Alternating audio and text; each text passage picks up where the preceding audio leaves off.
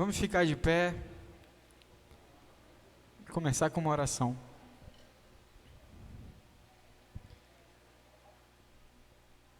Oremos. Pai, muito obrigado por mais um dia, que o Senhor tem permitido que estejamos aqui, estejamos juntos. Bem, Pai, muito obrigado por tudo que o Senhor nos deu, que possamos ter gratidão por aquilo que o Senhor é e por aquilo que o Senhor faz por nós e, enfim, por quem o Senhor é mesmo, Pai. E eu te peço que nessa noite possamos estar cientes, estar conscientes de que tudo que fazemos é para te adorar, Pai. Muito obrigado por tudo, em nome de Jesus, amém. Vamos começar cantando então? Que o nosso Deus é o nome sobre todo nome. Jesus é o nome sobre todo nome. Nome sobre todo nome é o nome de Jesus. Nome sobre todo nome é o nome de Jesus. Nome sobre todo nome é o nome de Jesus. Nome sobre todo nome é o nome de Jesus. Acima de todo poder, Acima de todo poder, principado e potestades, acima de todo domínio e de todo nome, no céu, na terra e no mar. Oh, oh,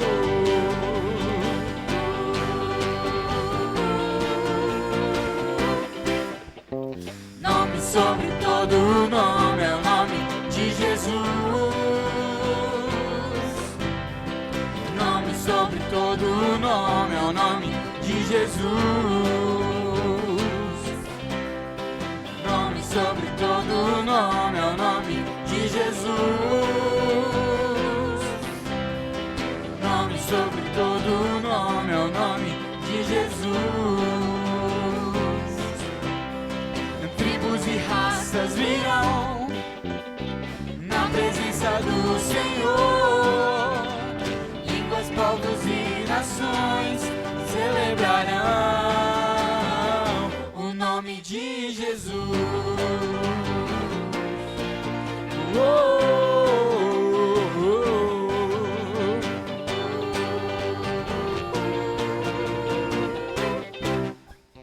Nome sobre todo nome é o nome de Jesus. Nome sobre todo nome é o nome de Jesus. Nome sobre todo nome é o nome de Jesus. Nome sobre todo nome, Jesus. amém. E é por Ele que nós somos feitos um corpo, por Ele que podemos desfrutar de comunhão, de união, podemos viver em amor. Possamos cantar isso agora lembrando dessas coisas.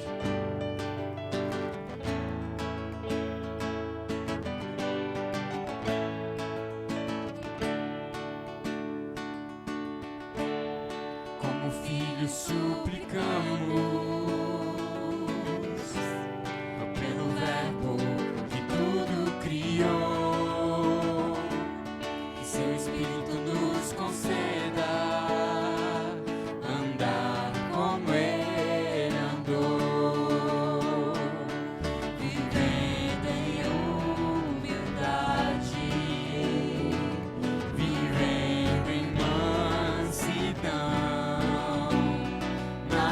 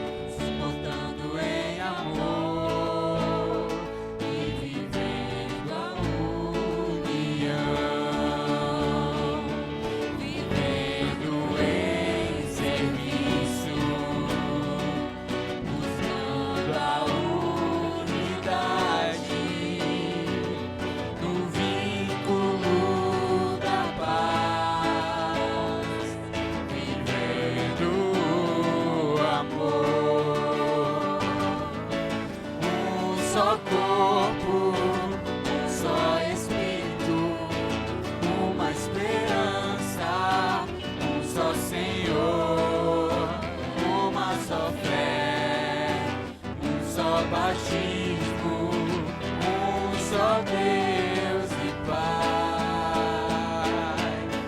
Povo escolhido, família de Deus, comunhão dos santos, igreja de Jesus. Deus e Pai de todos, por meio de todos. Deus que é em todos, Deus que é sobre todos, dele, para ele, são todas as coisas, glórias ao seu nome, eternamente.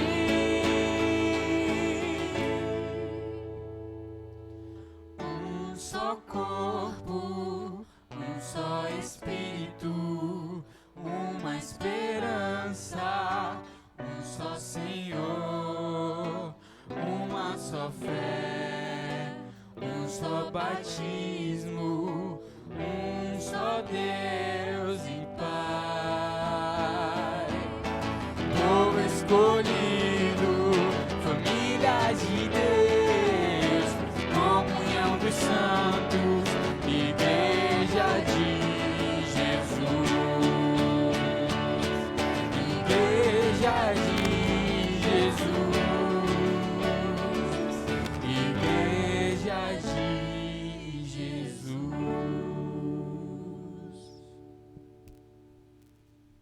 Podemos sentar, pastor? É o pastor? Não, vamos ver agora. É o senhor?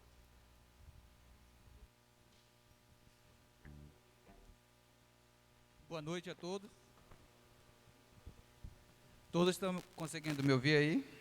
Agora melhorou, né? Então vamos estar relembrando, né, o Evangelho, né, os 5 pontos que foram divididos da criação, o pecado, justiça, misericórdia e a salvação. E como podemos ver que é um Deus santo, sábio e soberano, é esse Deus, o Criador de todas as coisas, através de sua palavra, né?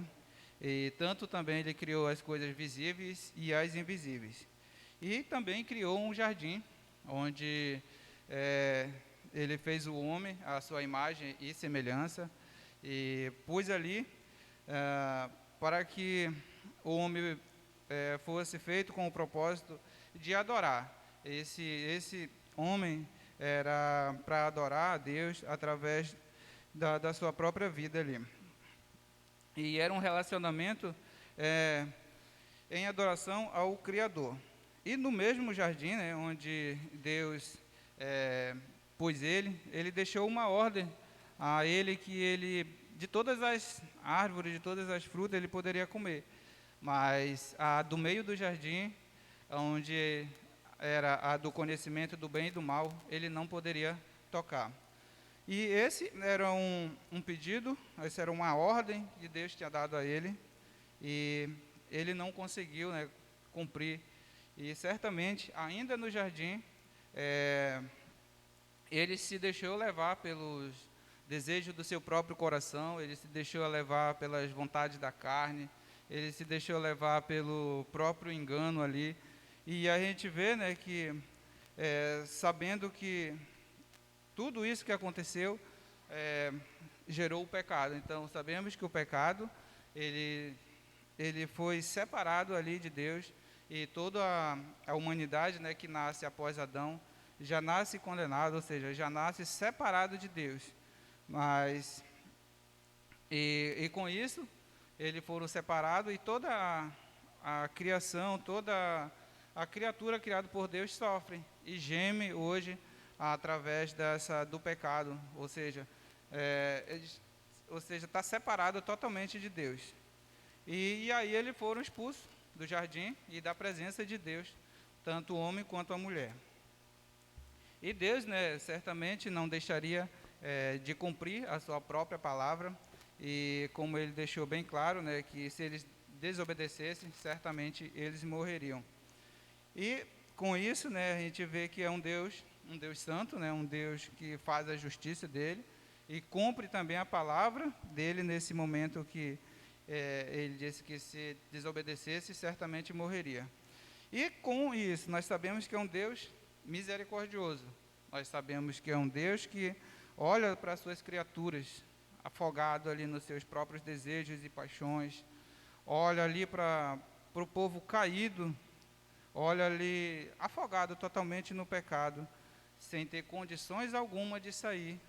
E Deus envia seu Filho, né, ali, em ato de misericórdia, e resgata, ou seja, vem ao ser humano e resgata ele de uma condição ali que nenhum ser humano é capaz de sair, nenhum homem é capaz de sair por si só. Ou seja, todo homem é pecador, né? Errou o alvo, errou o alvo, o conceito que ele tinha dado para se relacionar. Então Deus, ele envia Jesus, né, com a sua própria misericórdia, e vem em direção ao ser humano. E com isso, né, também na criação, a gente vê como é um Deus santo, sábio e soberano. Ele já tinha um plano antes mesmo da fundação do mundo. E esse plano, tenho toda a certeza que é perfeitamente, né, o plano de Deus. E ele envia seu Filho Jesus até a terra e viveu 100% aqui na terra como homem e sendo Deus. E ele não se deixou levar, ele não se deixou ser enganado, ele viveu em meio de pecadores, mas não pecou. Ele viveu uma vida de várias acusações, mas não se deixou ser dominado pelos desejos e mal nenhum. E sabemos, né, que só Ele é perfeito e Ele cumpriu toda a lei, ou seja, Ele foi o único homem capaz de cumprir toda a lei que foi dada por Deus, que foi enviado por Deus. E este homem, ele viveu a vida dele perfeitamente justo e verdadeiro aqui na terra. Esse mesmo Deus, o mesmo Jesus Cristo, ele morre ali na cruz, ele padeceu tudo isso, ele padeceu pelos nossos pecados, ele morreu ali na cruz dando uma nova vida, ou seja, comprando um preço, ou seja, pagando um preço muito alto com a sua morte e derramando o seu sangue para nos redimir novamente com Deus. E com isso, essa morte não parou por aí. E ao terceiro dia, né, como eu falei, é um Deus também poderoso. Ele teve poder sobre a morte, teve poder sobre todos esses maus e ressuscitou ao terceiro dia, nos dando uma nova oportunidade de podermos ser reconectados com Deus e somente Ele pode nos justificar perante Deus. Somente Jesus Cristo pode nos justificar perante Deus ali em qualquer momento. E eu vejo que só através dele nós podemos se chegar a Deus. Então, né, o Evangelho de Cristo é o poder de Deus, que move todo o ser humano ao arrependimento. Então, eu vejo que é o único que pode mover e convencer o ser humano dos seus pecados e tornar uma vida para que foi feito, como foi no princípio, né, ter um relacionamento perfeito com Ele e podemos adorar através de Jesus Cristo. Então, somos gratos por isso, sou grato pela vida que Ele tem nos dado e por todos os que podem estar ouvindo, todos que podem estar ouvindo esse próprio Evangelho, ou seja, esse poder de Cristo veio para que nós possamos ver que nós não somos merecedores da graça, não somos merecedores de nada, mas assim mesmo Ele quer nos salvar, tirar dessas condições de pecadores e nos dar uma nova oportunidade novamente. Então esse é o poder do Evangelho, esse é o nosso Cristo, o enviado de Deus até aqui na terra. E somente Ele pode nos justificar perante Deus. Esse é o poder e esse é o Evangelho de Cristo, ao qual nós já temos ouvido algumas semanas, ou há algum tempo nós já temos ouvido.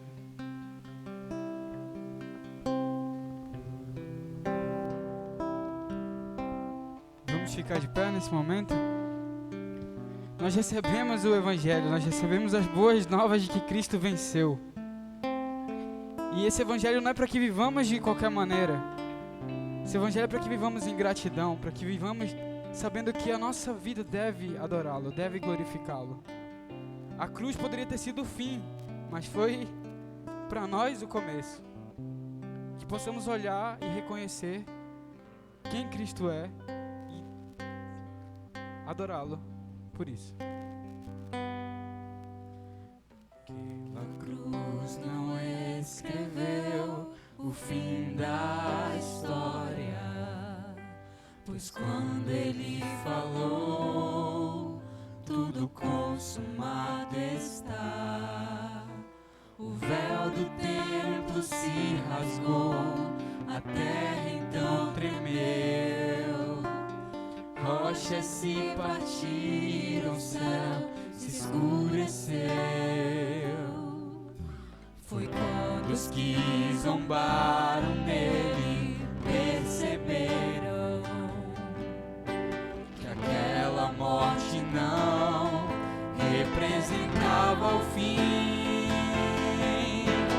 E ao terceiro dia, quando ele se levantou, nas suas mãos vitória trouxe para mim. Adorado Rei dos Reis, a tua fama corre entre as nações. Ao teu nome toda a terra se dobrará. Jesus, Jesus, Filho de Deus, adorado Rei dos Reis, na inspiração do teu amor, uma geração de apaixonados vai te adorar. Jesus, Jesus, Filho de Deus.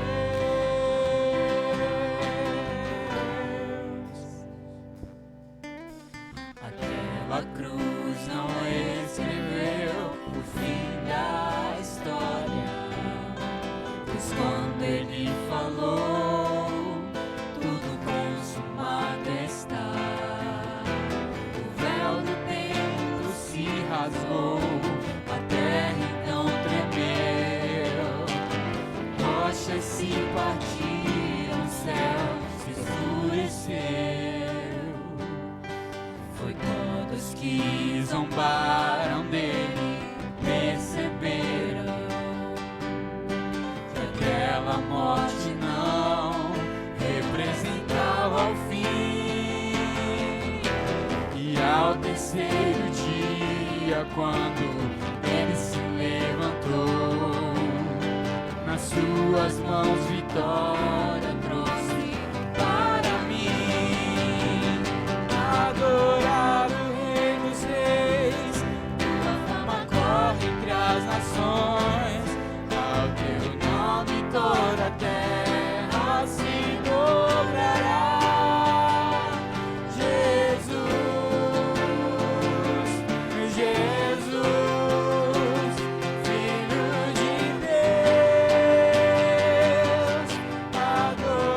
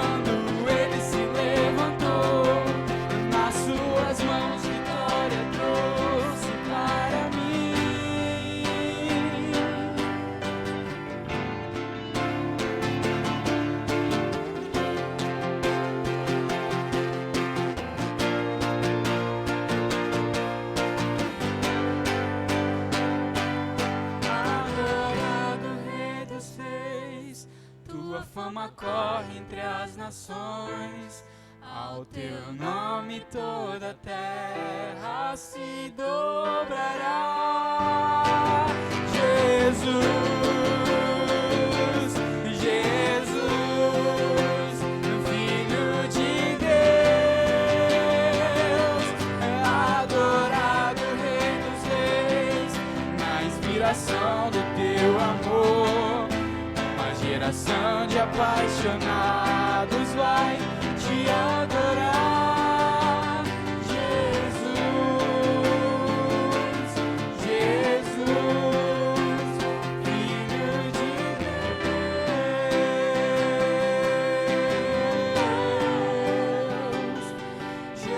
Jesus,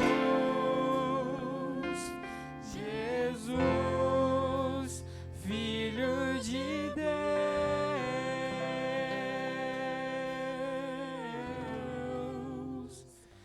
Jesus, Jesus, Filho de Deus.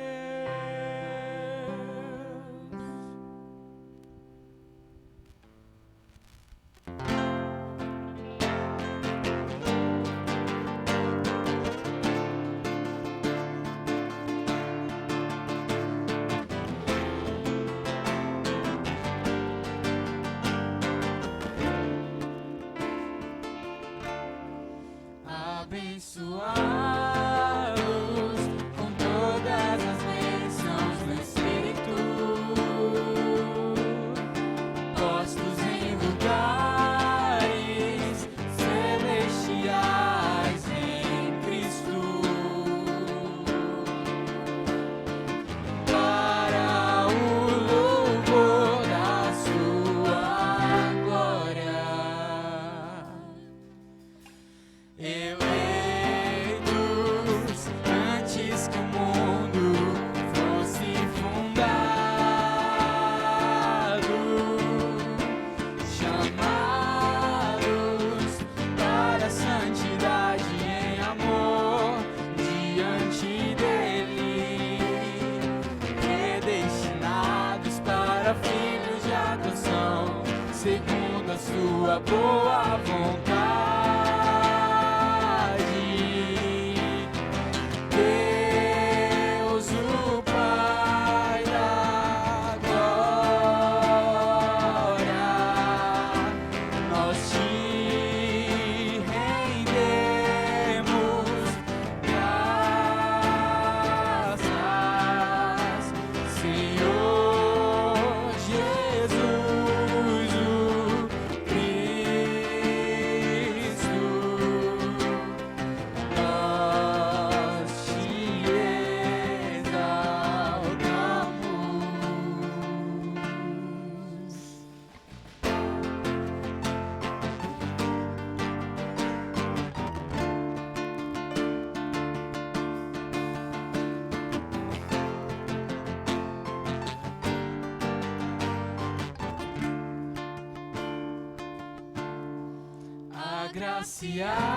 Agraciados segundo as riquezas de sua graça, pelo perfeito sacrifício, redimidos e remidos no Senhor,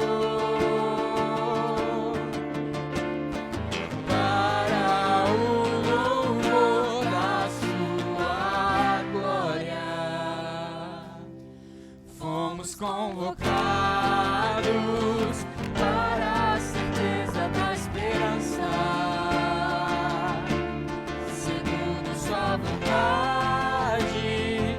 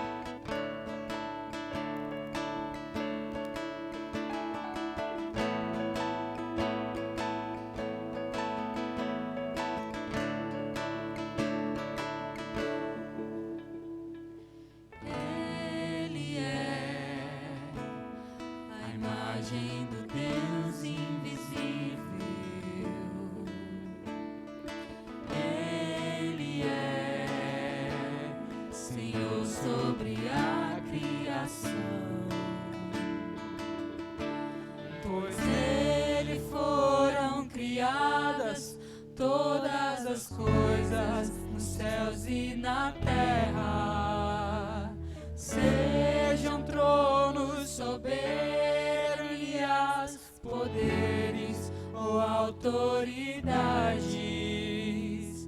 Ele é antes de tudo e a todos sustenta pela palavra, pois foi do agrado de Deus que em tudo ele tenha supremacia.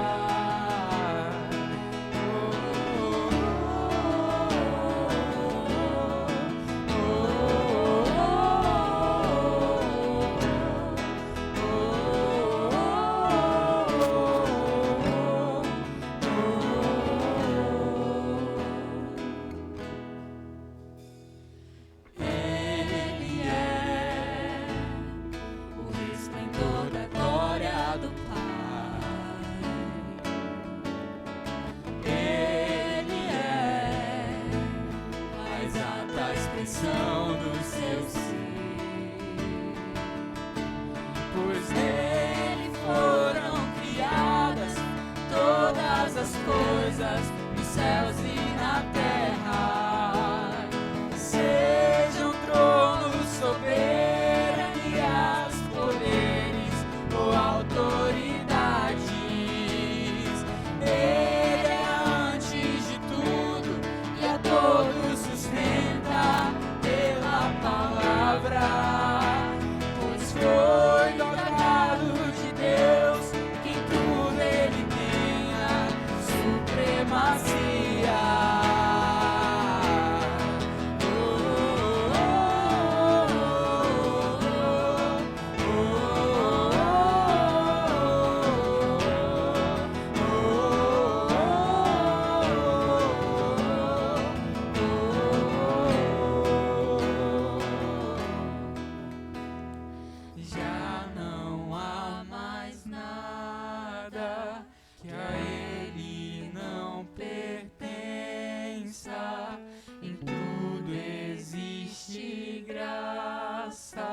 Cantemos sim,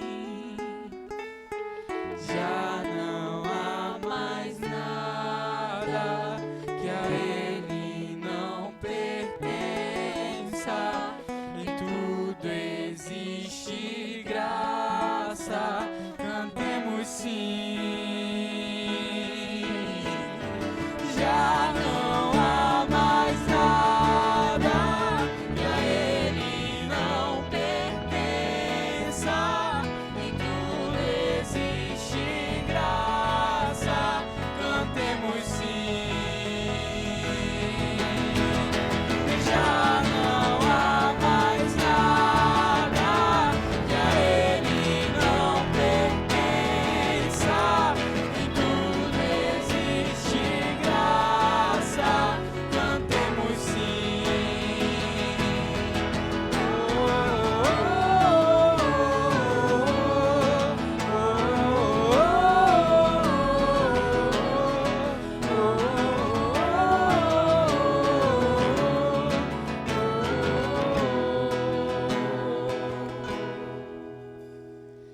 Ele é a imagem do Deus invisível. Oremos. Pai, muito obrigado por se revelar a nós, por mostrar quem o Senhor é, por permitir que vivamos como igreja, por permitir que sejamos parte do Teu corpo, Pai. E eu te peço que nesse momento, abençoe o Teu servo que vai trazer a Tua palavra, guie ele, guie os nossos corações também, Pai, para que possamos Te adorar através de estarmos ouvindo e aprendendo aquilo que o Senhor quer que aprendamos, Pai. Muito obrigado por tudo, em nome de Jesus, amém. Podemos sentar.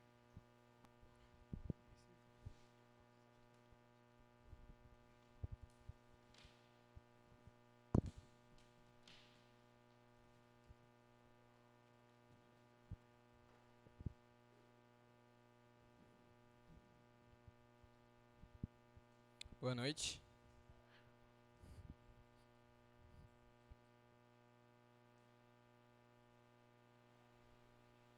Oi. Boa noite, irmãos.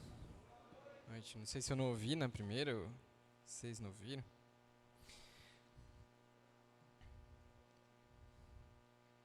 Irmãos, se você nos visita, nós estamos estudando já há algum tempo a carta de Paulo aos Efésios. Nós temos estudado essa carta e hoje nós estamos concluindo a série de pregações. De fato, na semana que vem nós ainda vamos fazer uma revisão em que nossa abordagem vai ser, na semana que vem, um pouco mais prática. A gente vai revisar um pouco mais dos conteúdos práticos, por assim dizer, que nós temos tratado ao longo desse tempo. Nós vamos fazer a revisão. Então hoje, o que nós vamos fazer é que nós vamos olhar o final do livro, os 2 últimos versículos que nós não olhamos ainda. E a partir daqueles 2 versículos, nós vamos voltar e olhar um pouco mais. Como eu vou falar muito, hoje eu vou falar bastante. Eu sei que eu sempre falo muito, então se eu estou falando que eu vou falar muito, é porque eu vou falar muito. Mas então, eu trouxe um negócio para ajudar vocês a verem, mas parece que não está funcionando, né? Problemas técnicos, tudo bem. Então, enquanto isso, eu abro a Bíblia em Efésios, capítulo 6. Efésios 6.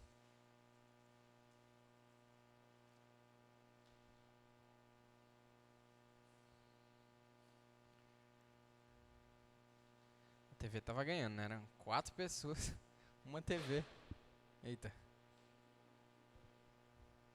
Efésios 6, 23, 24. Essa é a conclusão. O apóstolo Paulo está fazendo a saudação final dele. Nós vamos ler esses 2 versículos. Paz seja com os irmãos e amor com fé da parte de Deus, Pai, e da do Senhor Jesus Cristo. A graça seja com todos os que amam a nosso Senhor Jesus Cristo em sinceridade. Amém. Vamos orar mais uma vez. Senhor, nós te louvamos e te engrandecemos por todas as bênçãos que o Senhor nos tem dado em todos os lugares espirituais em Cristo.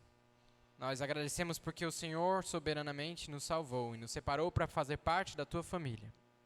A tua graça nos alcançou e o teu amor nos separou como teus filhos. E nós agora somos parte da tua família. Nós somos pecadores e nada poderíamos ter feito para merecer isso. Então te engrandecemos pelo sacrifício do teu Filho Jesus. Não há nada que nós possamos fazer para alcançar o teu favor. E por isso somos gratos pelo teu movimento de graça, vindo até nós, nos alcançando. Nos orienta nessa noite, nos dá sabedoria, para que possamos falar e ouvir de acordo com a tua vontade. Que o teu nome seja engrandecido. No nome de Jesus. Amém. Há pouco menos de um ano, nós temos estudado bem aprofundadamente o conteúdo desta carta de Paulo aos Efésios. Juntos como igreja, nós temos todos sido constrangidos pelo amor de Jesus Cristo. Nós temos sido rendidos e levados a glorificar o Pai da Glória. Nós temos sido consolados e movidos a depender da ação do Espírito Santo para a edificação da nossa igreja. De fato, essa carta de Paulo aos Efésios se mostrou muito mais do que nós pensávamos quando começamos a estudar. E o Espírito Santo de Deus nos guiou de uma maneira verdadeiramente sublime. Pela superabundante graça de Deus, nós nos deleitamos na majestade e santidade do nosso Deus. Nós aprendemos que a igreja é a gloriosa estratégia de Deus para abençoar o mundo. E aprendemos a superioridade do nosso Senhor Jesus Cristo. Essa é a segunda carta completa que nós nos propomos a estudar a fundo. Antes disso, nós estudamos a carta de Paulo aos Romanos. Quando nós estudamos aquela carta, nós entendemos que todos pecaram e que ninguém é capaz de agradar ao Senhor.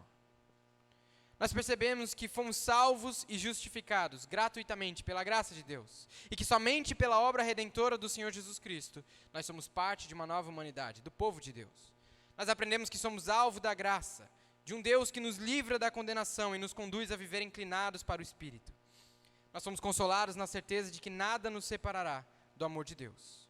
E humilhados diante do entendimento de que todas as coisas vêm dEle, são por Ele e para Ele, nós, os seus humildes servos, a nós cabe o privilégio de glorificar a Deus eternamente.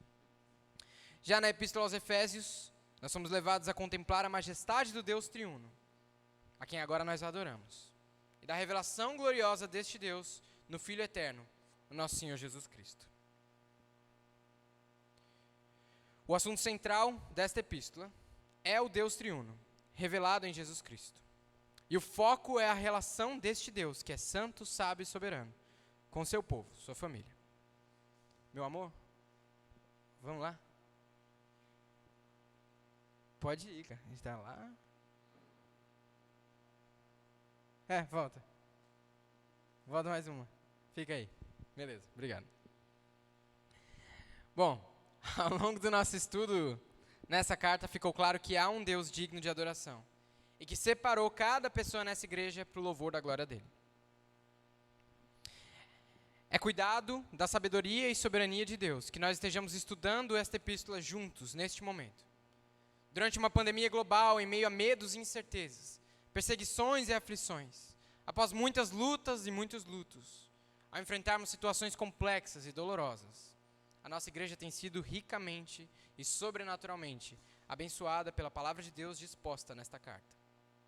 Nós temos aprendido, sido humilhados e transformados, enquanto vemos as promessas do Senhor se cumprindo no nosso meio, e a sua fidelidade demonstrada de maneira sublime entre nós.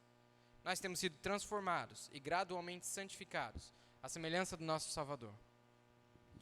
Seria impossível para nós fazermos hoje uma avaliação do quanto nós conseguimos de fato absorver, mas definitivamente é perceptível a crescente noção que nós adquirimos em comunidade, de que esta igreja está reunida para uma coisa e uma coisa somente, para a glória de Deus. Graças aos aprendizados valiosos que nós temos extraído desta carta, nós temos sido conduzidos a buscar e a valorizar a glória do nosso Deus Santo. É claro que nós nos preocupamos com os perdidos e nos importamos com os que fraquejam. É claro que nós queremos ser luz e bênção em nossa comunidade, mas nunca perdendo este único foco, a glória de Deus. De fato, quando nós fomos confrontados com essa realidade que o apóstolo Paulo tão habilmente colocou na sua carta, nós temos aprendido também o tamanho da nossa responsabilidade como igreja. Nós somos a plenitude daquele que cumpre tudo em todos. Nós somos a manifestação da multiforme sabedoria de Deus para os principados e potestades celestiais. Nós somos o povo escolhido, família de Deus, comunhão dos santos do Senhor. Somos o corpo de Cristo, a igreja de Jesus. E o que significa tudo isso que eu acabei de falar? Em primeiro lugar, significa que nós fomos... Irmãos, rapidinho, só um parênteses aqui. Os slides não é para você copiar não, tá? O slide é só para quem estiver dormindo ficar acompanhando. Então, se você não estiver conseguindo chegar ao slide, fica tranquilo. É para você anotar normalmente, do jeito que a gente faz todo domingo, tá bom? Eu noto muito que durante a introdução, quando a gente faz a introdução, tem os irmãos que ficam viajando, voando, né? Normalmente a introdução é a parte mais importante, irmão. Mas agora já foi também. Se você perdeu, está perdido. Vamos continuar. O que significa tudo isso que a gente falou? Que nós fomos alcançados pela graça soberana do Senhor Deus. Deus aplicou sobre todos nós os benefícios adquiridos por Jesus na cruz. O castigo que nos traz a paz estava sobre ele. E ele levou sobre si todas as nossas iniquidades. Quando Jesus Cristo declarou, está consumado, ele confirmou que eu e você estaríamos salvos. O sangue de Jesus nos lavou, e por isso nós somos livres do pecado. É bem verdade que nós ainda lutamos contra o pecado, mas a questão não é o quanto vencemos. Na verdade, a legítima questão é o quanto nós aprendemos que ele venceu. Em nossas constantes batalhas contra o pecado, nós aprendemos mais e mais a perceber o que ele fez por nós. É como o apóstolo Paulo escreve à igreja dos Coríntios: não sabeis que os injustos não hão de herdar o reino de Deus? E é o que alguns têm sido. Mas haveis sido lavados, mas haveis sido santificados, mas haveis sido justificados em nome do Senhor Jesus e pelo Espírito do nosso Deus. Além disso, além do fato de que nós fomos alcançados pela graça soberana de Deus, essa nova realidade também significa que nós somos representantes de Deus neste mundo, regidos pela palavra de Deus e conduzidos pelo Espírito Santo. Nós servimos ao Rei Jesus para a glória de Deus Pai. Nós somos a igreja de Jesus, o Cristo. Nós fomos comprados por seu sangue, permanecemos em sua palavra e vivemos o seu amor. Nessas duas considerações, nós vemos algo muito parecido com aquilo que nós vimos em Romanos. Se os irmãos que estavam aqui enquanto estudávamos Romanos puxarem nas suas memórias, creio que vocês vão se lembrar que naquela carta nós vimos a respeito da centralidade da pessoa de Jesus Cristo em toda a obra e realidade do Evangelho. A Epístola aos Efésios confirma isso de modo muito claro. É por meio dele que nós fazemos todas as coisas. Nós dependíamos dele para que fôssemos salvos e incluídos na família de Deus. Agora nós dependemos dele para que sejamos de fato aquilo que fomos chamados para ser, filhos da luz. O Senhor Jesus Cristo é o ponto focal de todos os planos de Deus. Finalmente, a lição que talvez tenha sido mais impactante ao longo da leitura desta carta foi a respeito da graça de Deus. Isto é, que em todas as coisas nós somos dependentes da graça de Deus. Se graça é Deus se movendo em amor, nós podemos dizer que nós temos sentido e dependido da graça no estudo dessa carta. Assim como quando nós estudamos Romanos, e aí a gente estava chegando no final da leitura, uma parte de nós foi ficando triste, porque, poxa, estava acabando, Romanos foi tão legal, já está acabando.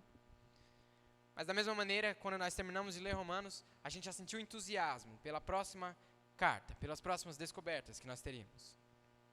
De fato, as Escrituras são riquíssimas. Elas nos revelam um Deus muito maior do que nós poderíamos sequer imaginar. Elas nos revelam um movimento de graça do Deus que se revelou no nosso Senhor Jesus Cristo e que ainda opera em nós pela ação do seu Espírito Santo.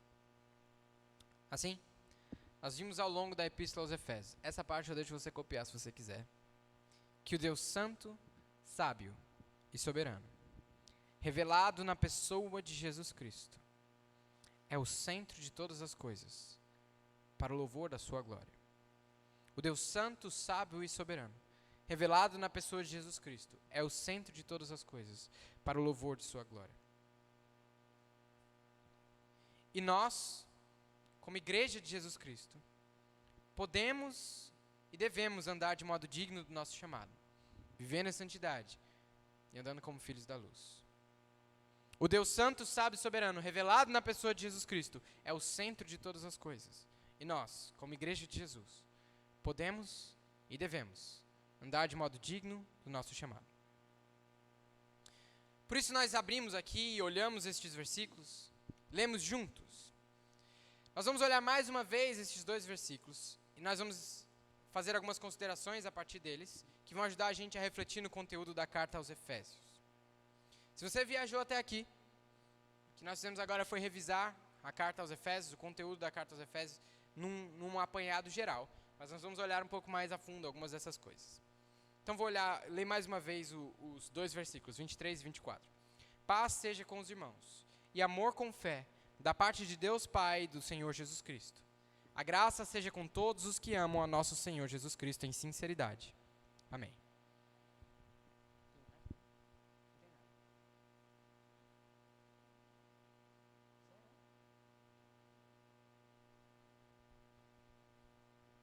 Peraí, gente, problemas técnicos de novo.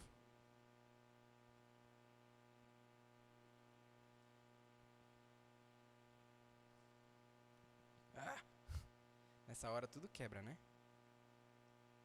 É por isso que eu não faço slide, entendeu? Mentira, não é por isso, mas é uma boa razão, né?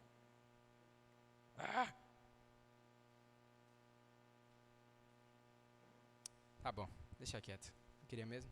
Olha aí o WhatsApp dela aparecendo pra todo mundo que quiser ver, ó.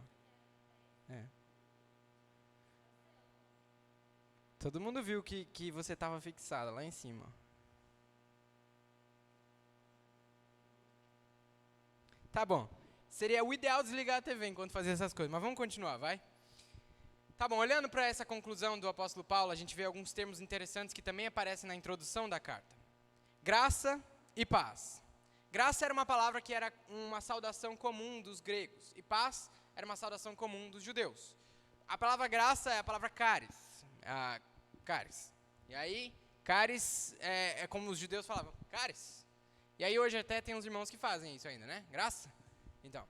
E paz era o shalom. O judeu olhava para o outro judeu e falava, shalom. Entendeu? Então são duas palavras bem usadas nas saudações. Quando o apóstolo Paulo escreveu essa saudação, lá no começo, e depois dessa saudação de despedida, ele estava provavelmente pensando em saudar o seu público e despedi-lo. É difícil supor também que os leitores que estavam ali recebendo a carta naquele primeiro momento, viram nesses termos algo muito além do que um tchau. Mas, algumas coisas interessantes saltam aos olhos quando a gente pensa a respeito desses termos, com relação ao conteúdo da carta. A primeira coisa é que há palavras ressignificadas, que assumem significados mais profundos. Ou seja, o apóstolo Paulo pega essas palavras, graça e paz, e ressignifica elas ao longo do livro. Atribui a elas um sentido maior e mais profundo. A palavra graça, por exemplo, é usada além da introdução e conclusão outras 9 vezes no livro. E a palavra paz é usada outras 5 vezes. Quando ele fala de graça ao longo da carta, ele explica como um movimento de Deus em direção aos pecadores. Um movimento manifesto na pessoa e obra de Jesus Cristo, que exalta o caráter santo e misericordioso do Deus eterno. Paulo fala que é por causa desta graça que nós fomos salvos. E que sua graça é revelada em toda a sua riqueza na pessoa e obra de Jesus Cristo. Ele fala que essa mesma graça é distribuída aos irmãos dentro do corpo de Cristo. E que o Senhor se move em direção a cada pecador, concedendo dons e responsabilidades. Ele fala que a graça deve ser experimentada entre os irmãos, de modo que as palavras que nós dizemos entre os outros devem ser repletas de graça. Ou seja, nós devemos sempre nos mover em direção aos nossos irmãos. Paulo esclareceu o significado de graça, demonstrando que graça é Deus se movendo em amor. Como não tem nada, pode desligar aí, deixa quieto. Não, mas não importa pra mim, apaga aí, que os irmãos estão tudo olhando pra TV, prefiro que olhem pra mim. Cadê o rapaz do controle? Gente, olha, eu prometo que tinham slides muito legais, tá bom? Tem ou não tem? Ah, tá bom. Ainda tem, então, tá bom? Fiquem tranquilos. Deixa a TV desligada só até chegar na parte que tem, tá bom? Bom, minha intenção com os slides era só ajudar vocês a perceberem, porque a gente está revisando muito conteúdo, então eu queria que vocês conseguissem acompanhar. Mas tudo bem. Vocês estão ouvindo tudo, estão entendendo tudo, né? Amém. Deu para ver.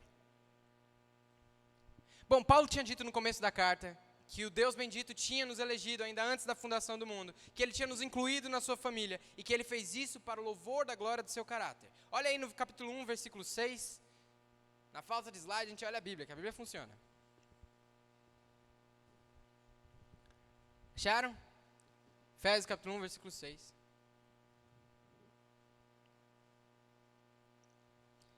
Diz assim: para louvor e glória da sua graça, pela qual nos fez agradáveis a si no amado. Veja que já no começo do livro, Paulo estava atribuindo um sentido mais profundo à palavra graça. Algo que vai além de um oi, e ele vai desenvolver isso ao longo do livro. E nesse final do versículo nós vemos também como ele já está ressignificando a palavra paz. Ele fala que a graça de Deus nos fez agradáveis a si no amado. Veja, Jesus nos reconciliou com Deus. Ele trouxe paz a nós que éramos inimigos de Deus. E essa é a maior prova de amor, que Cristo morreu por nós, quando nós ainda éramos pecadores. Na cruz do Calvário, o eterno Filho de Deus propiciou a santa ira divina e nos reconciliou com Deus, porque Deus estava em Cristo, reconciliando o mundo consigo. O Senhor Deus ofereceu Jesus como sacrifício vivo para pagar o preço dos nossos pecados, para suportar toda a ira devida a nós. Ele nos fez agradáveis a si, no amado. Seja judeu ou gentil, não importa a nacionalidade nem etnicidade, esta paz que temos com Deus nos fez parte de um único corpo. É como Paulo escreve um pouquinho mais para frente, no 2º capítulo, porque ele, se referindo a Jesus, é a nossa paz. Essa paz é a marca da nossa unidade no Espírito. Pela comunhão sobrenatural que há no Espírito Santo, nós vivemos a unidade pelo vínculo da paz. Este evangelho traz verdadeira paz. É por isso que o profeta Isaías, falando a respeito desse evangelho, predisse: o castigo que nos traz a paz estava sobre Cristo. É por isso que na armadura de Deus, o apóstolo Paulo diz que nós devemos nos calçar na preparação do evangelho da paz. Porque é neste evangelho que é declarada a paz que nós temos agora com Deus. É neste evangelho que nós vivemos a paz que nos gera comunhão sobrenatural. Veja um pouquinho mais para frente, pula aí, você está no capítulo 1, vai para o capítulo 2, versículo 16. Capítulo 2, versículo 16. Ele diz: e pela cruz reconciliar ambos com Deus em um corpo, matando com ela, com a cruz, as inimizades.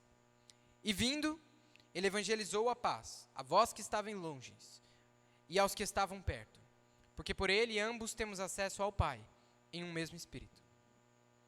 Assim nós vemos que o apóstolo, ao longo da epístola, reutilizou e ressignificou as palavras graça e paz. A graça, ele usou como uma descrição do movimento que direciona o amor de Deus aos pecadores. E a paz, como uma descrição da reconciliação que Deus estabeleceu entre ele e entre o seu povo. Na saudação inicial, Paulo deseja graça e paz da parte de Deus Pai e do Senhor Jesus. No desenvolvimento, ele ressignifica essas duas coisas. Graça e paz têm um novo significado. Mas aqui na saudação final, além de graça e paz, ele acrescenta uma outra coisa. Volta lá para o 6, 23, 24. É só em Efésios que você vai se mexer. Se você tem Bíblia de papel, você está vendo vantagem agora. Então, no 6, 23, 24, ele adiciona uma outra expressão, além de graça e paz. Vocês viram o que é aí? Amor com fé. Falem comigo. Amor com fé. Mais uma vez, para ver se todo mundo está acordado. Amor com fé. Olha, o fato de que ele retoma as duas palavras, paz e graça, e que ele retoma aquelas palavras acompanhadas de outras coisas, e ainda acrescenta um novo termo, amor com fé, indica pra gente que ele tem algum propósito teológico no que ele está falando nessa saudação final. Olha, a paz que antes era só parte de uma saudação inicial, agora é uma bênção sobre os irmãos, tá vendo? Paz seja com os irmãos. Isso indica, olha, é a única vez no livro de Efésios que aparece essa palavra irmãos. Isso indica uma relação familiar, que agora havia entre Paulo e os seus leitores. Tanto o apóstolo quanto os seus leitores, tanto quando cada um de nós aqui, que estamos salvos em Cristo Jesus, fazemos parte de uma mesma família, a família de Deus. Nós não somos mais filhos da desobediência, nós somos filhos da luz. Nós não somos mais filhos da ira, somos filhos do seu amor. E tudo isto por causa da paz concedida por Deus. Essa paz é associada com uma expressão que não estava presente naquela saudação: o amor com fé. Este amor é a vida coerente daqueles que fazem parte do reino de Deus. É o andar digno. É a vida coerente com a vocação que recebemos de Deus. É a vida de amor que revela o caráter de Deus. É a vida de amor fundamentada na confiança que nós temos no nosso Senhor. É um amor associado à fé, ou que vem por meio da fé, e que vem das mãos do Deus bendito, que nos deu todas as bênçãos espirituais, e da parte do nosso Senhor Jesus Cristo, por meio de quem as bênçãos nos alcançaram. A graça, que também era parte da saudação inicial, agora é indicada aos que amam ao Senhor, com sinceridade. Ele fala: a graça seja com todos aqueles que amam ao Senhor, com sinceridade. Assim, olhando para essas três ideias, da graça, da paz entre os irmãos, do amor com fé e da graça com os sinceros, nós vamos voltar olhando o geral da carta, e agora vai ter slide, então agora vai ajudar. Esse é o outro slide. E agora tem, né, meu amor? Amém, Senhor. E observar as seguintes realidades. Essas três coisinhas aí. Em Cristo, nós temos paz com Deus. Em Cristo, recebemos e vivemos o amor, conduzido pela fé.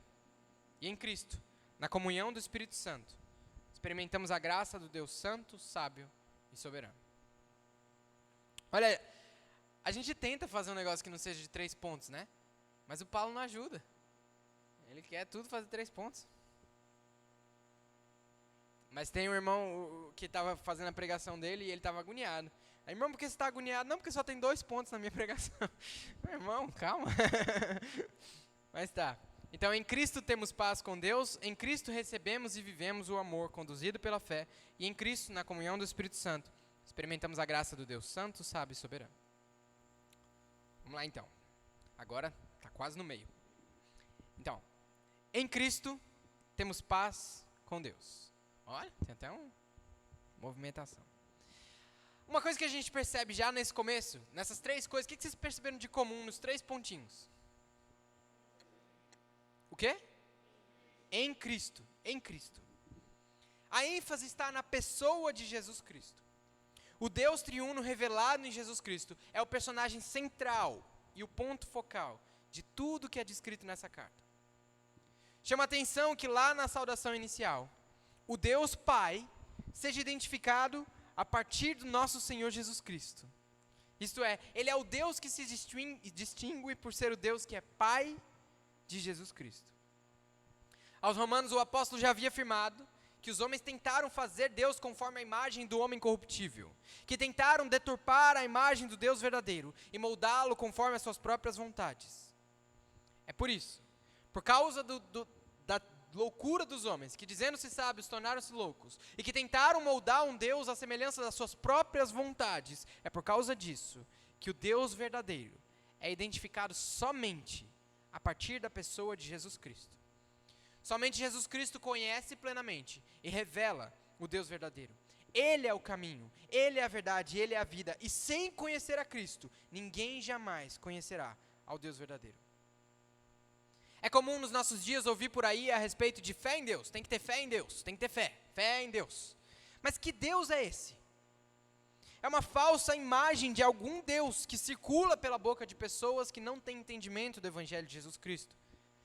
Há quem fale do Deus de Israel, do eterno Yahweh, do grande eu sou, mas poucos sabem quem Ele realmente é. Porque Deus não é encontrado nas impressões ou opiniões pessoais. Deus não é encontrado em Hollywood. Deus não é encontrado na Wikipédia. Ele não é o Deus do eu acho que. Na verdade, o Criador dos céus e da terra, o Pai da glória, a essência da existência, este Deus verdadeiro, é revelado somente pelo Verbo encarnado. No mundo e numa cultura de tantos falsos deuses, quem é o verdadeiro Deus a quem nós devemos adoração? É o Deus Pai de nosso Senhor Jesus Cristo. Este é o Deus bendito, digno de adoração. O eterno que faz todas as coisas para o louvor da sua glória, é o único Deus verdadeiro. Não há revelações que sejam verdadeiras, sem que se conforme à imagem do Filho de Deus. Como Paulo diz aos Colossenses, Jesus Cristo é a imagem do Deus invisível. Nele habita corporalmente toda a plenitude da divindade.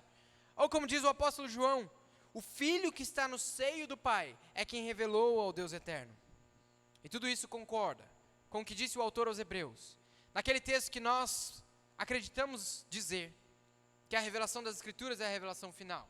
Hebreus capítulo 1, do versículo 1 ao 3. Se você não é rápido no espada para o ar, você não precisa ir lá, eu vou ler. Hebreus 1, do 1 ao 3. Havendo Deus antigamente falado muitas vezes e de muitas maneiras aos pais pelos profetas, a nós falou-nos nestes últimos dias pelo Filho, a quem constituiu herdeiro de tudo, por quem fez também o mundo, o qual sendo o resplendor da sua glória e a expressa imagem da sua pessoa, sustentando todas as coisas pela palavra do seu poder, havendo feito por si mesmo a purificação dos nossos pecados, assentou-se à destra, na majestade das alturas. É em Cristo que nós temos a paz com Deus. Nós vimos agora há pouco, no capítulo 1, versículo 3, o apóstolo Paulo dizendo: bendito Deus e Pai de nosso Senhor Jesus Cristo, que nos abençoou com todas as bênçãos espirituais nos lugares celestiais em Cristo. Esta palavra, o Deus bendito, indica que Deus é digno de toda adoração. A falta de reflexão séria naquilo que Deus diz tem levado algumas pessoas a pensar que a adoração ao Senhor é alguma espécie de troca. Algo do tipo: se Ele me abençoou, então eu o adoro. Se Ele me abençoar, eu vou para a igreja. Se Ele cuidar de mim, eu sirvo a Ele. Mas ai dele, se Ele não me abençoar. Evidentemente, isso é um absurdo. Na verdade, é muito fácil a gente olhar para isso e pensar que isso é uma expressão caricata, engraçado, não se aplica a mim. Como se fosse uma realidade tão distante de nós, que é só uma piada pesada. Mas essa é uma realidade que todos nós vivemos, todos os dias. Quantas vezes nós deixamos de orar pelos nossos irmãos, porque os irmãos não fizeram nada por nós. Como se não fosse suficiente o fato de que Deus já fez tudo que nós precisamos. Quantas vezes nós deixamos de orar pelos nossos irmãos porque nós não nos importamos ou acabamos esquecendo, como se Deus um dia se esquecesse de nós. Quantas vezes nós deixamos de ler a Bíblia por falta de tempo, como se Deus não fosse o Criador, que criou o tempo e deu para você exatamente a quantidade que você precisava. Quantas vezes nós deixamos de ler a Bíblia porque nós estamos sem vontade, como se a cruz de Cristo, o sangue derramado, o sofrimento por amor, a ressurreição do Senhor e a esperança do seu retorno, não fosse suficiente para inspirar em nós disciplina e vontade. Sempre que nós deixamos de nos dedicar às práticas espirituais, sempre que nós abandonamos a comunhão e inventamos alguma justificativa para desculpar o nosso erro, nós estamos alegando que Deus não sabe o que faz, ou que Ele não é o suficiente, ou que as ordens dEle não são importantes para nós. Por isso, quando Paulo diz o Deus bendito, e diz que nós devemos adorar a este Deus, o convite de Paulo não é para adorar a Deus com base no que Ele nos deu, no que Ele fez, ou no que Ele ainda fará. O convite é para adorar a Deus através do que Ele nos deu. Deus não nos abençoa porque nós o adoramos. Deus nos abençoa e por isso nós somos capazes de o adorar. É claro que habitualmente nós deixamos a nossa preguiça, os nossos achismos, o nosso egoísmo interromper as nossas atividades de adoradores. Mas isso não muda o fato que o Senhor é digno de adoração e que adorá-lo é a única coisa que realmente faz sentido. Quer sejamos submissos, quer não.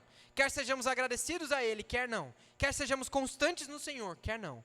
Nada disso muda o fato de que Deus é digno de toda adoração e que nós existimos somente para o adorar. Nós podemos nos distrair o quanto quisermos, podemos nos desviar do propósito o quanto quisermos, mas o Senhor é sempre digno de adoração, apenas por quem Ele é. Independente de nós, Deus é digno de adoração. Isso tudo significa que Deus não precisa de adoradores para que Ele seja digno de adoração. Afinal, toda a criação já adora ao Senhor.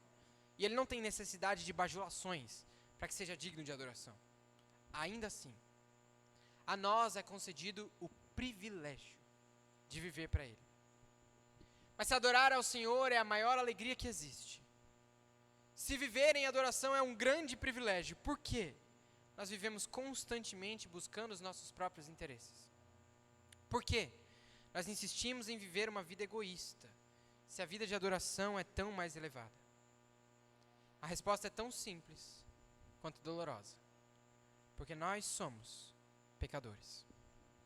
Somos todos pecadores, inimigos de Deus, inimigos da cruz de Cristo. Odiamos a Deus e buscamos o nosso próprio interesse. O Deus bendito é digno de adoração. Adorá-lo é o propósito da nossa existência, mas nós somos incapazes de adorá-lo. A vida vazia se torna o nosso estado contínuo. Nós vivemos um estilo de vida inútil, distante do Senhor e fadado à infelicidade. E não há nada que nós possamos fazer para mudar esse estado. Só tem uma coisa que poderia nos retirar deste estado. É se o próprio Deus interferisse, nos retirasse do peso dos nossos pecados e nos levasse ao adorar. E é exatamente isso que Ele fez. Este Deus que é digno de adoração nos reconciliou através de Jesus Cristo. Nós éramos filhos da desobediência, filhos da ira, egoístas, fracos, preguiçosos, teimosos, ingratos, incapazes de sequer cumprir o propósito para o qual nós fomos criados. Nós éramos criaturas miseráveis, com o coração apodrecido pelo pecado, cada um buscando os próprios interesses, prisioneiros do orgulho e da idolatria. Mas Deus, que é riquíssimo em misericórdia, nos retirou desse estado. Ele mesmo veio até nós. Num movimento de graça foi até a cruz e assumiu sobre si toda a nossa asquerosidade. Ele se tornou maldito no nosso lugar. Foi ferido de Deus porque carregou sobre si as nossas transgressões. Por causa das suas feridas, nós fomos sarados. Pelo seu sacrifício, nós fomos reconciliados com Deus. O sangue do Filho de Deus foi derramado para que nós fôssemos libertos do poder do pecado. O sangue que Jesus derramou na cruz foi o pagamento que aplacou a ira de Deus e que nos retirou do estado de inimigos de Deus. Em Cristo nós temos a paz com Deus. Em Cristo nós temos paz com Deus. Você é propriedade do Senhor. Viva alegre. Viva para servir ao Senhor. Abandone o seu antigo estilo de vida e adote o estilo de vida concedido pelo Senhor, comprado pelo sangue. O Senhor Jesus pagou um alto preço na cruz, para que nós pudéssemos desfrutar da paz com Deus. Por que continuar vivendo das próprias maneiras? O homem mais sábio que existiu na face da terra refletiu a respeito da vida e chegou à conclusão de que tudo é vaidade, de que nada faz sentido, que é equivalente a correr atrás do vento, que não serve para nada. Ele disse que buscou os prazeres dessa vida e que buscou os confortos dessa vida e que nada podia preenchê-lo, nada podia dar a ele a convicção, nada poderia dar a ele paz, nada poderia dar a ele alegria e completude. É por isso que no final do livro ele diz: e o final de todas as coisas que foram ditas aqui é: teme a Deus, temam ao Senhor. Nós fomos comprados por um alto preço, para que não vivamos mais para nós, mas para Ele que nos deu a vida. Em Cristo, nós temos paz com Deus. E tudo isso é graça de Deus, que movido por sua misericórdia, nos trouxe salvação. Como nós vemos no capítulo 2, vai lá, Efésios capítulo 2, versículo 8. Efésios 2, 8. Porque pela graça sois salvos, por meio da fé.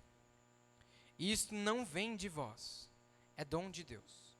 Não vem das obras para que ninguém se glorie, porque somos feitura sua, criados em Cristo Jesus, para as boas obras, as quais Deus preparou para que andássemos nela. Nós somos novas criaturas, salvos pela graça, definidos pelo sangue do nosso Senhor Jesus Cristo. Nós temos paz com Deus, porque Cristo nos salvou. Essa paz que nós temos com Deus é a paz que nos une como um único povo. Não somente nós temos paz com Deus, mas esta paz gera entre nós paz. Nós somos novas criaturas, salvos pela graça por meio da fé, definidos pela relação com o Criador, filhos de Deus, selados com o Espírito Santo, participantes da natureza divina. Nós somos agora um único povo, unidos sob a potente mão de Deus. Assim, a paz que há em Cristo Jesus passa a ser o vínculo que guarda a nossa unidade sobrenatural. O sangue derramado na cruz nos torna irmãos de sangue, do sangue de Jesus. Os salvos fazem parte de uma unidade orgânica, centrada em Deus e na supremacia do Senhor Jesus Cristo. Nós experimentamos o poder do Senhor em uma comunhão sobrenatural, proporcionada pelo Espírito Santo de Deus, quando nós vivemos na instituição que Deus estabeleceu para que o representasse, a igreja. Em Cristo nós temos paz com Deus, e assim, temos paz com a família de Deus. Somente na vida em comunidade é que nós podemos crescer no conhecimento da paz que Cristo concedeu, e nós podemos desfrutar da ação sobrenatural de Deus.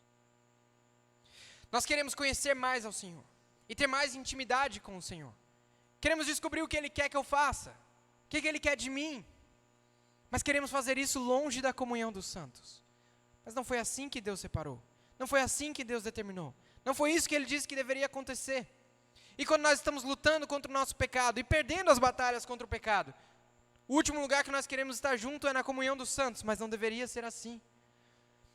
A comunidade dos santos não existe para que santos vivam exibindo sua falta de pecado. A comunidade dos santos existe para que pecadores vivam sendo santificados. E eles são usados um na vida do outro. Quando você se priva da comunhão, não só você está se retirando da oportunidade de crescimento, como você está prejudicando um dos seus irmãos, que poderia, com a sua presença ali, por mais desagradável e desconfortável que você pense que é, poderia estar crescendo e sendo edificado. Porque um Deus santo, sábio e soberano uniu este corpo para estar junto e para viver em comunidade. Será que o Deus que criou o mundo não sabia como seria a sua personalidade? E como seria a personalidade das pessoas que seriam colocadas ao seu redor? É evidente que ele sabia. E ele decidiu ainda na eternidade como você andaria e de que maneira você seria edificado. É só na vida em comunidade que nós podemos desfrutar mais intimidade com Deus. Porque o Senhor Jesus, conversando com os seus discípulos, ele disse: eu estou indo embora, e para onde eu vou vocês não podem ir comigo. E os discípulos ficaram nervosos, aflitos, falando: Senhor, deixa eu ir com o Senhor, deixa eu ir com o Senhor. E aí ele, para consolá-los, diz: olha, nisto conhecerão que sois meus discípulos. Para onde eu vou vocês não podem ir agora, mas nisto conhecerão que sois meus discípulos, se amarem uns aos outros, assim como eu vos amei. Deus determinou que enquanto nós esperamos o retorno do nosso Senhor Jesus Cristo, nós começaríamos a viver a eternidade, já aqui. Vocês se lembram da história de Moisés diante da sarça? Ele chega na sarça, tem uma sarça ardente, tem uma música de criança que diz: a sarça ardia. Tem uma irmã na nossa igreja que entendia a sarça ardinha. Não é a sarça ardinha, a sarça ardia. E aí ele se aproxima daquela sarça que ardia, e o que Deus diz para ele? Retira tuas sandálias, porque o lugar que tu pisa é santo. Mais à frente, quando eles estavam prestes a entrar na terra prometida, Josué se encontra com Deus numa teofania. E aí ele olha para Deus, e aí quando ele se aproxima de Deus, Deus responde para ele: tire das tuas sandálias os teus pés, porque o lugar que você pisa é santo. Porque onde Deus toca, se torna um ambiente santo. Onde Deus está, a eternidade está também. E é por isso que nós aqui, na comunhão dos santos, podemos desfrutar da eternidade já agora e viver na santidade do Senhor. Nós temos paz com Deus em Cristo, e assim nós temos paz com a família de Deus. Esta foi a primeira coisa: em Cristo temos paz com Deus. A segunda coisa: em Cristo recebemos e vivemos o amor conduzido pela fé.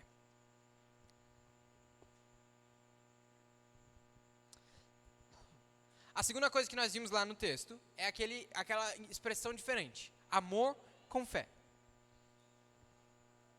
Disso nós concluímos que em Cristo nós recebemos e vivemos o amor que é conduzido pela fé. Quando nós vivemos na comunhão da família de Deus, nós passamos a desfrutar de oportunidades para viver o amor de Deus. Ou seja, a convicção que Deus nos concedeu a respeito da pessoa e obra de Jesus Cristo, a dependência da ação sobrenatural do Espírito Santo que nos faz filhos do Pai, nos conduzem a uma vida de amor e entrega. E só quando a igreja vive desta maneira, é que o Senhor é engrandecido e exaltado através da igreja. É por isso que o apóstolo escreve, agora você está em Efésios 2, né? Puxa alguns capítulos para frente, Efésios capítulo 5. Versículo 1 e 2. Sede, pois, imitadores de Deus, como filhos amados, e andai em amor, como também Cristo vos amou, e se entregou a si mesmo por nós, em oferta e sacrifício a Deus, em cheiro suave. Imitar significa literalmente mimicar, emular, copiar. Nós devemos ser imitadores de Deus, porque Deus é o referencial. O referencial do novo homem criado em verdadeira justiça e santidade é Deus. É Ele, na pessoa do Espírito Santo, que é o parâmetro para os nossos comportamentos. E por isso, nós devemos viver em bondade, misericórdia e perdão, da mesma maneira que Deus nos perdoou em Cristo. O que deve direcionar os nossos pensamentos e as nossas atitudes não são as nossas circunstâncias, não é o que acontece ao nosso redor, é o exemplo de Jesus Cristo. Ele é o padrão que deve determinar as nossas perspectivas em todas as coisas. É a partir dele e em direção a ele que nós devemos viver, com base em quem ele é, no que o exalta e no que o revela. Imitar a Deus é conhecer quem ele é e agir como ele age. É ter a ele como referencial para tudo o que pensamos e fazemos. Isso significa que nós devemos estar preocupados com a perspectiva de Deus a respeito das coisas. Na maneira de encarar as dificuldades, na maneira de buscar e participar desta comunhão, na maneira de falar, na maneira de ouvir, na maneira de agir e, enfim, em tudo. Antes de pensar nas circunstâncias, nós deveríamos perguntar o que Deus pensa. Deus é o parâmetro nas decisões, nos relacionamentos, nas coisas que nós vemos e ouvimos, na forma que nós encaramos a nossa realidade. Tudo deve ser feito imitando ao Senhor, porque Ele é o referencial. E qual é a referência que Deus nos revela? A resposta é que Ele nos revela uma vida de amor. É no amor que Deus se faz visível. Por amor, Ele nos retirou da nossa antiga condição.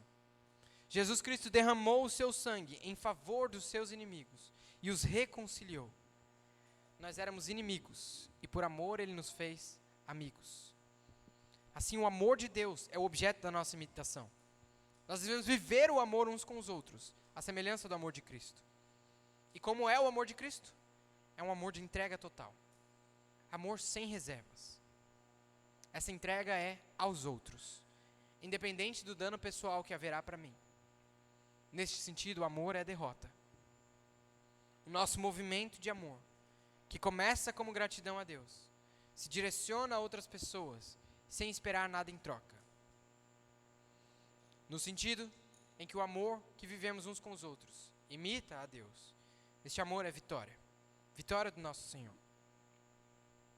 Claro que a gente começa a se perguntar, se nós somos pecadores egoístas, do jeito que a Bíblia fala que a gente é, será que é possível viver esse amor sem esperar nada em troca? Eu diria que não é uma questão de possibilidade ou impossibilidade. É uma questão de prática e transformação. Deus não está interessado nos resultados santos que nós podemos oferecer. Afinal de contas, é o próprio Deus que vai nos dar um corpo glorificado, santificado. Ele não precisa da santidade que você é capaz de alcançar sozinho. O que o Criador quer é que nós aprendamos a desfrutar do processo de santificação. Ele quer que nós possamos experimentar o seu poder sobrenatural, justamente na dificuldade de amar como Ele. Deus é o referencial. Não é sobre nós e a nossa capacidade de imitá-lo. É sobre Ele e a capacitação que Ele dá para que os seus filhos andem em amor, como os filhos amados que são. Não é questão de possibilidade, é questão de gratidão ao Senhor. Por isso que na oração de Paulo, no capítulo 3, ele ora para que a igreja cresça no entendimento do amor de Deus. Ele fala, para que vocês possam conhecer o amor de Cristo, que excede todo entendimento, para que sejais cheios de toda a plenitude de Deus. A partir do conhecimento de Cristo, é que nós podemos ser cheios de Deus. E conforme nós crescemos em Deus, nós crescemos na prática do amor. O amor é vivido a partir da certeza de quem Deus é vivido a partir da fé. Foi Deus quem veio até nós com o seu grande amor e nos fez filhos amados. Não é sobre nós, não é sobre o quanto nós somos capazes, o quanto nós somos úteis, o quanto nós somos fortes, ou quanto tempo nós conseguimos ficar sem falhar. É sobre Deus, é sobre o grande, belo, eterno e santo amor de Deus. A obra de Jesus Cristo na cruz nos revela a extensão e a forma do amor de Deus para conosco. Este amor de Jesus é o padrão que nós devemos imitar. Nós devemos amar como Cristo nos amou. Somos filhos amados e devemos andar em amor. Este amor é representado na humildade, mansidão e longanimidade que deve imperar entre nós. Na forma que seguimos a verdade de Deus. Na busca por falar a verdade. Na busca pelo autocontrole que sujeita a ira. No esforço para ser generoso. Na busca por falar palavras que traduzam a graça de Deus. Na busca por viver agradando o Espírito Santo na vida em comunidade. Na retirada de toda amargura, ira, cólera, gritaria e blasfêmia. Na busca por ser benignos, misericordiosos e perdoadores uns com os outros. Na submissão das esposas. No amor puro dos maridos. Na obediência dos filhos. E nos pais que criam seus filhos em conformidade com a doutrina e a admoestação do Senhor. Na obediência dos servos, no senhorio gentil e cortês que considera a Cristo. E, enfim, na sujeição mútua, experimentada na vida em comunidade. Todas essas atitudes que imitam ao Senhor. E todos os trechos de versículos que nós vimos aqui, que estão do capítulo 4 até o capítulo 6, são aquilo que o apóstolo se refere quando fala amor com fé. Vimos então que em Cristo, nós recebemos e vivemos o amor, conduzido pela fé. Recapitulando o que a gente viu até aqui para a gente poder acabar. Eu falei que eu ia falar muito.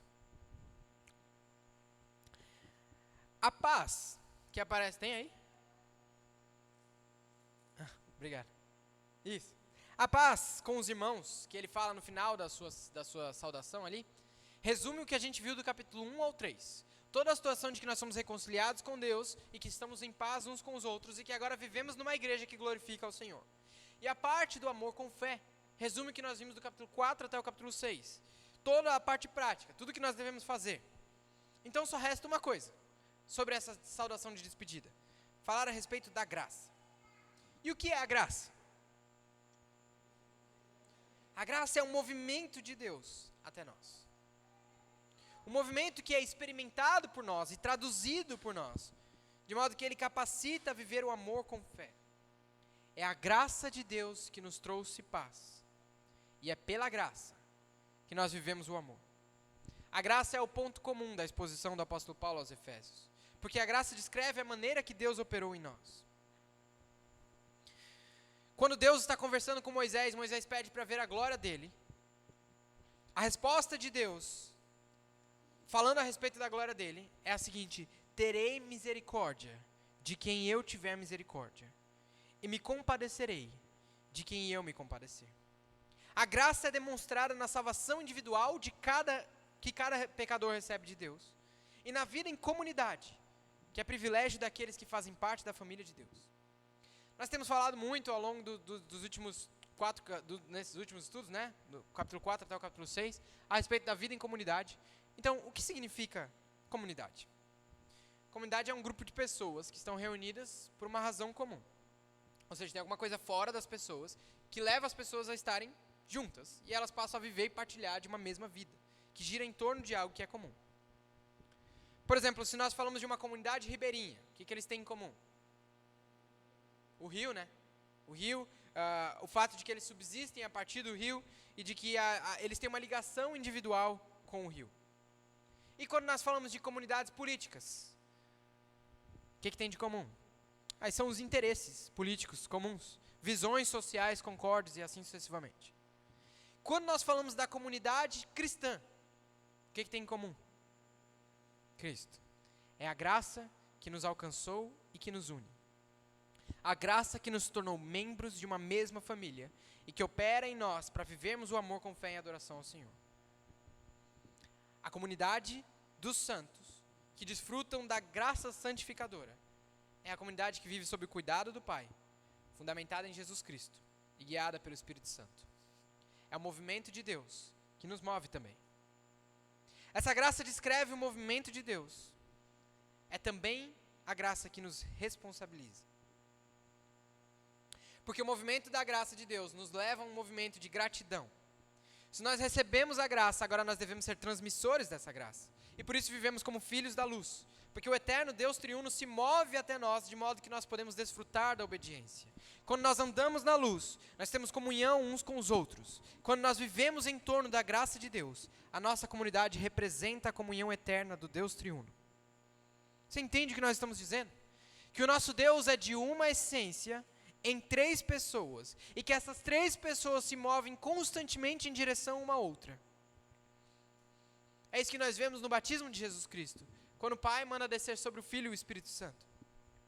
Assim, nos movimentos de amor de uma pessoa em direção à outra, os nossos movimentos de amor em direção uns aos outros representam a vida e a essência do eterno Deus, que é triuno.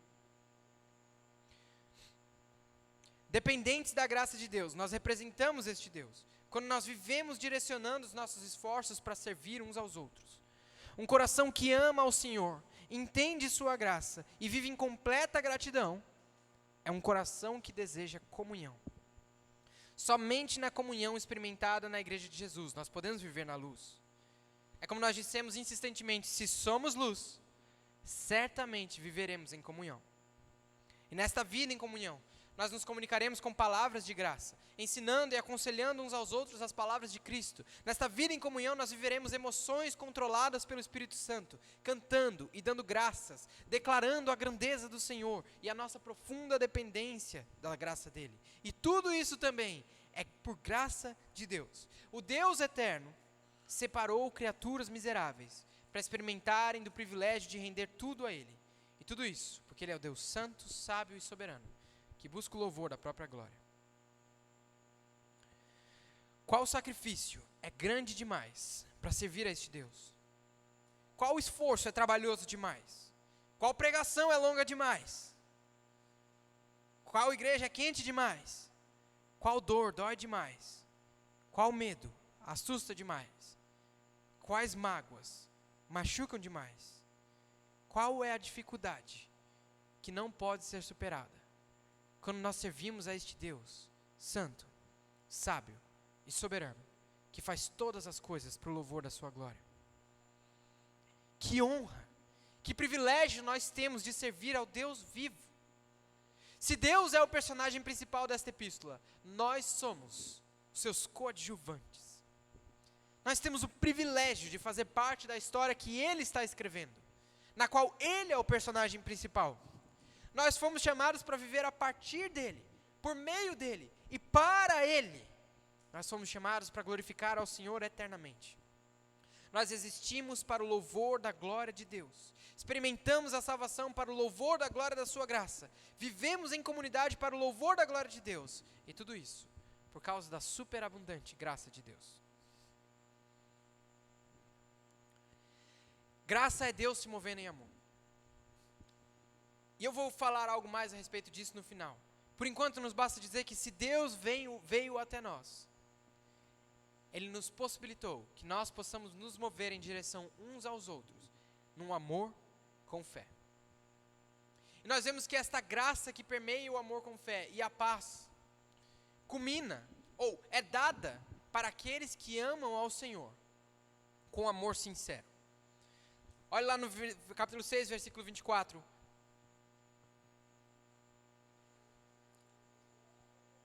A graça seja com todos os que amam a nosso Senhor Jesus Cristo em sinceridade. Amém. Ele abençoa os irmãos com paz e amor com fé. Quando ele fala da graça, ele dá uma outra qualificação para esses irmãos. Ele fala que eles amam ao Senhor em sinceridade. Essa palavra traduzida como sinceridade tem um sentido de incorruptibilidade. Ou seja, um amor que não é corrompido. Um amor sincero, profundo e verdadeiro. Um amor que reconhece a grandeza de Deus e a pequeneza do ser humano. A glória revelada no Evangelho e majestade das palavras de Deus. É um amor que não apenas se faz em palavras, mas se demonstra em um coração contrito e humilde diante do Senhor. Em curtas palavras, amar com sinceridade é amar em verdade. E o Senhor Jesus disse aos seus discípulos: se me amais verdadeiramente, guardai os meus mandamentos. Aquele que tem os meus mandamentos e os guarda, este é o que me ama. Como nós vemos o autor ao Hebreus dizendo, que o amor sincero é servir a Deus agradavelmente, com reverência e piedade, porque o nosso Deus é um fogo consumidor. É servir da maneira apropriada, considerando a santidade de Deus e exaltando a sua grandeza. Resumindo, o amor sincero é um amor obediente.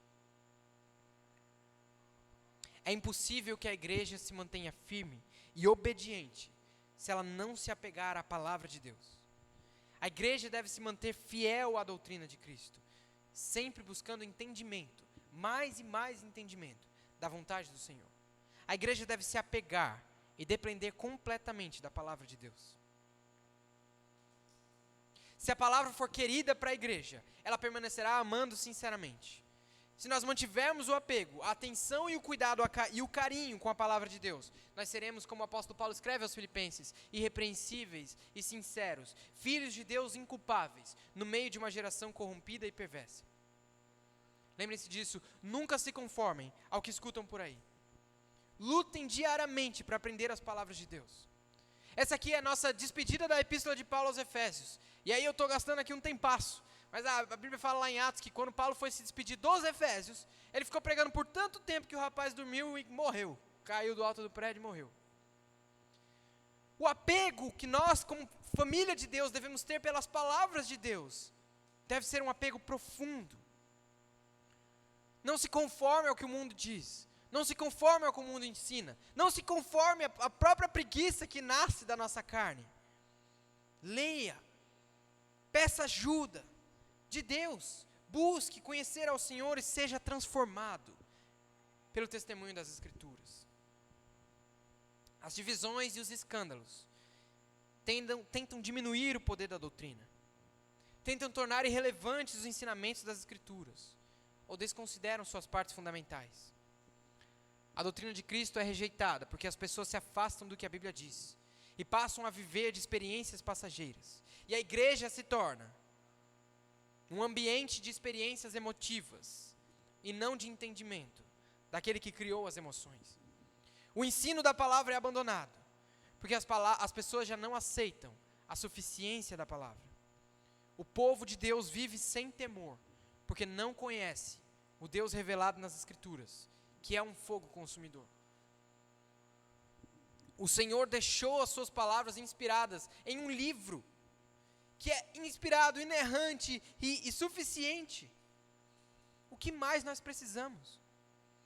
É por isso que o nosso esforço nas Escrituras deve ser contínuo, diário. Você não deve sobreviver do que você pega de Bíblia aqui no culto. Você deve buscar por você mesmo, conhecer ao Senhor nas Escrituras e entender este momento do culto como uma interação entre você e a palavra de Deus. Sabe por quê, irmãos, que é tão fácil assistir um jogo de futebol e é tão difícil assistir um jogo de futebol que dura no mínimo 90 minutos e é tão difícil assistir uma pregação de 60 minutos? Porque no jogo de futebol a gente se relaciona, porque a gente interage com aquilo, porque aquilo faz parte do nosso dia a dia, do que nós gostamos e queremos. Nós devemos lutar contra essa tendência, resistir a isso. Às vezes, é cansativo ouvir, porque antes disso foi cansativo ler. Ou melhor, porque antes disso você não se cansou lendo. Quando nós nos esforçamos para conhecer ao Senhor, e nós vemos alguém falando a respeito dele, nós queremos interagir, e interagimos na nossa mente, interagimos no nosso pensamento. O esforço nas Escrituras deve ser diário. Meditar de dia e de noite é não parar de pensar nas coisas que estão escritas, nem por um segundo. O mundo quer distrair você e quer enganar a igreja do Senhor, desviar a igreja da importância da leitura bíblica, desviar a igreja da importância da palavra de Deus, porque ele sabe, o inimigo sabe, que quando a igreja conhece a palavra do Senhor, o mal não tem nenhuma chance. É como Jesus, que no final da tentação que o inimigo fez para ele, depois de responder aos versos soltos de Satanás com as Escrituras, Jesus olha para Satanás e diz: vai-te embora daqui. E Satanás vai. Quando a igreja se humilha perante o Senhor e se achega para conhecer a Ele na sua palavra, o mal foge da igreja. A graça de Deus gera obediência. A obediência a Deus e a sua palavra deve ser um estilo de vida constante e visível. E a graça de Deus gera e alimenta a comunhão sobrenatural. Nós fazemos parte da família de Deus e partilhamos da natureza concedida por Jesus Cristo. E é esta graça que gera comunhão em nós, através da ação sobrenatural do Espírito Santo. E eu gostaria de finalizar com um encorajamento. Se graça é Deus se movendo em amor, e Deus, como Deus de graça, é o mesmo Deus que nos salvou pela graça, para louvor e glória da sua graça, este Deus definitivamente fará com que a graça faça parte da nossa vida, do nosso dia a dia, das nossas conversas, das nossas interações. Às vezes nós passamos por conflitos, por situações de desânimo, nós nos sentimos sozinhos e isolados. E sabe, é uma sensação interessante, que até numa igreja que não tenha tantas pessoas assim, hajam tantas que conseguem se sentir sozinhas. O problema da solidão não é um problema que está fora. O problema da solidão é um problema que está dentro dos nossos corações. Mas a graça de Deus opera nisso. Ela opera nos casais que não conseguem conviver, nos casais que brigam o tempo todo, ou que se distanciam. Ela opera nos pais que são duros com os filhos e nos filhos que são rebeldes aos pais. Ela opera nos maus empregados e nos bons empregados. Opera nos maus chefes e nos bons chefes. A graça de Deus opera, mas entenda o seguinte: se graça é Deus se movendo em amor, não é sobre o que você consegue fazer, não é sobre o quanto você consegue vencer, é sobre o quanto você vê que Ele venceu. E às vezes numa batalha contra o pecado, num momento de solidão, numa dificuldade que nós enfrentamos, porque todos nós enfrentamos, o que cresce é a nossa compreensão do tamanho desta graça. Quando nós percebemos a nossa pecaminosidade, nossa preguiça, nossa falta de vontade, nossa falta de força para lutar contra o pecado, quando nós olhamos para estas coisas, o que nós podemos fazer é nos deleitar, sabendo que Deus se move em amor e que Ele vai resolver essas situações. E que enquanto isso, resta-nos apenas, ou melhor, basta-nos apenas, crer no Senhor que é o nosso refúgio e que virá no nosso resgate. Se por outro lado, se não é uma batalha contra o pecado que você está enfrentando, mas sim um momento de dificuldade em que você se sente sozinho, se sente desanimado, se sente desamparado, lembre, a graça é o movimento de Deus em direção a você. E este movimento foi consumado na cruz do Calvário. E por mais que você não sinta, por mais que você não veja, Deus está se movendo em direção a você. Porque Ele é o Deus de graça. Como o salmista escreve, eu posso passar a noite chorando, mas eu sei que a alegria vem pela manhã. Ou como o profeta Jeremias escreve, as misericórdias do Senhor são a causa de não sermos consumidos. Não sermos consumidos pela consequência dos nossos próprios pecados. Não sermos consumidos pela culpa. Não sermos consumidos pela tristeza e pela solidão. A misericórdia do Senhor é a causa de não sermos consumidos. É a graça de Deus que se move em amor e que vem e nos conduz a uma vida de intimidade com Ele. Sobre o que eu falei a respeito da busca por conhecer ao Senhor, eu espero que os nossos corações, de todos nós, tenham ficado pesados, no sentido de perceber o quanto nós ainda somos falhos em buscar ao Senhor. Mas lembre-se, irmãos, nós lutamos como se tudo dependesse de nós, sabendo que tudo depende de Deus e da graça salvadora que veio até nós. Esta graça é superabundante. E onde o nosso pecado machuca, a graça reconstrói. Onde o nosso pecado prejudica, a graça ajuda. Onde o pecado traz dor, a graça traz cura. Porque como Paulo escreve aos Romanos, onde abundou o pecado, superabundou a graça. Que nós vivamos a paz entre os irmãos, o amor com fé que vem da parte do nosso Deus Pai e de nosso Senhor Jesus Cristo. E que a graça do nosso Senhor Jesus Cristo seja com todos aqueles que o amam em obediência. E que a igreja de Jesus Cristo, que esta igreja, glorifique ao nome dele eternamente. Amém. Vamos ficar de pé.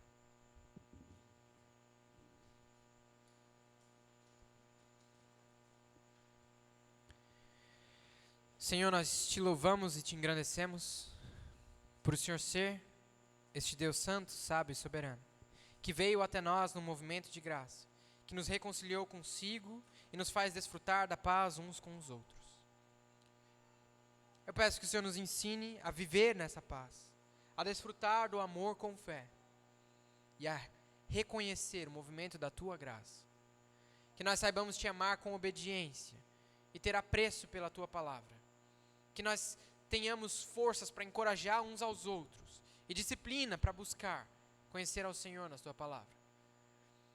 Senhor, parece que nos momentos de dificuldade, nos momentos em que nós estamos passando por brigas, por situações difíceis, parece que a gente esquece que o Senhor ainda é o Deus eterno, Criador dos céus e da terra, digno de adoração, mesmo quando nós estamos com raiva, ou tristes, ou desanimados.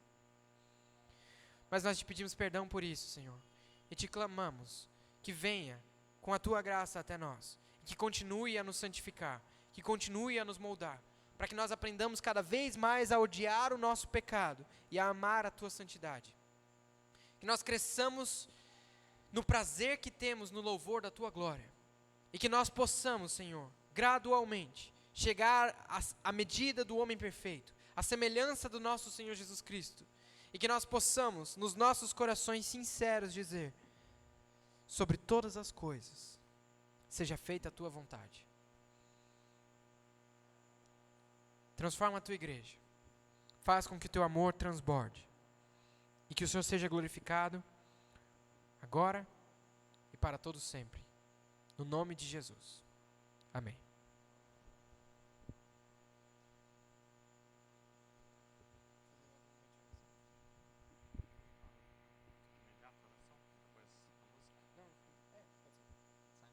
Tá bom. Ainda não, vamos ficar de pé um minuto só para a gente aproveitar para os nossos momentos de oração, né? Então, primeiro, agradecimentos. Eu gostaria de saber. Oremos. Santo amado Deus, nós te agradecemos mais uma vez pela tua palavra, te agradecemos pelos ensinamentos que nos foram passados aqui nessa noite. Te pedimos que nós possamos viver segundo a tua palavra e não segundo o nosso próprio entendimento. Te pedimos que o Senhor abençoe a todos que vieram aqui nessa noite, Senhor, aqueles que ainda não tomaram decisões diante de Ti, que o Senhor possa estar operando em seus corações para que venha a fazer a Tua vontade. Dirige a Tua igreja, Senhor. Transforma os nossos corações para que vivamos segundo a imagem do Seu Filho Jesus Cristo. E é em nome dEle que nós te pedimos. Amém. Então, que Deus abençoe, uma ótima semana, tá bom? E falemos, né, uns com os outros, tá bom?